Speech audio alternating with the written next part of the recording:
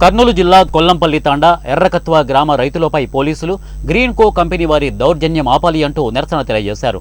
ఈ కార్యక్రమంలో కర్నూలు జిల్లా ఏపీ రైతు సంఘం జిల్లా ప్రధాన కార్యదర్శి రామకృష్ణ మాట్లాడుతూ కొల్లంపల్లి తాండా మరియు ఎర్రకత్వ గ్రామ రైతులు పొలాల్లో గ్రీన్ కో కంపెనీ వారు వేస్తున్న విద్యుత్ టవర్లకు రైతులకు న్యాయమైన పరిహారం ఇవ్వాలి, అంతవరకు పనులు నిలిపివేయాలని తెలిపారు. రైతుల పట్ల గ్రీన్ కో కంపెనీ వారు రైతుల పొలాల్లో దౌర్జన్యంగా టవర్లు వేయడం సరికాదని ఆయన హెచ్చరించారు. ఇక గ్రీన్ కో అధికారులు రైతులతో దౌర్జన్యంగా అగ్రిమెంట్ చేయించుకొని వినని రైతులను ఉల్లిందకొండ ఎస్ఐ నరేష్తో రైతులను బెదిరించి అక్రమ కేసులు పెట్టి పొలాలను గ్రీన్ కో కంపెనీ వారికి తొత్తుగా మారి రైతుల కడుపు కొడుతున్నారని ఏపీ రైతు సంఘం జిల్లా ప్రధాన కార్యదర్శి రామకృష్ణ హెచ్చరించారు. ఈ కార్యక్రమంలో కొల్లంపల్లి తాండా రైతులు, ఎర్రకత్వ గ్రామ రైతులు తదితరులు పాల్గొన్నారు. అది కూడా ఈరోజు అగ్రిమెంట్ల పేరుతోని తక్కువ నష్టపరిహారం ఇచ్చి ఈరోజు ప్రవేశించేసేసి రైతులను భయభ్రాంతులకు గురి చేస్తున్నారు.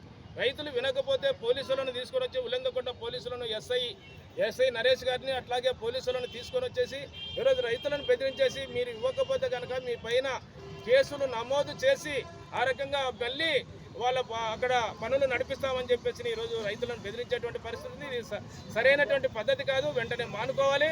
ఎందుకంటే మేము ఆంధ్రప్రదేశ్ రైతు సంఘంగా ఇప్పటికే 4-5 సార్లు విజిట్ చేసినాము. అక్కడ ఉండేటువంటి పంటలు మంచి పొలాలు ఉన్నాయి, కోట్ల రూపాయలు విలువ చేసేటువంటి పొలాలు.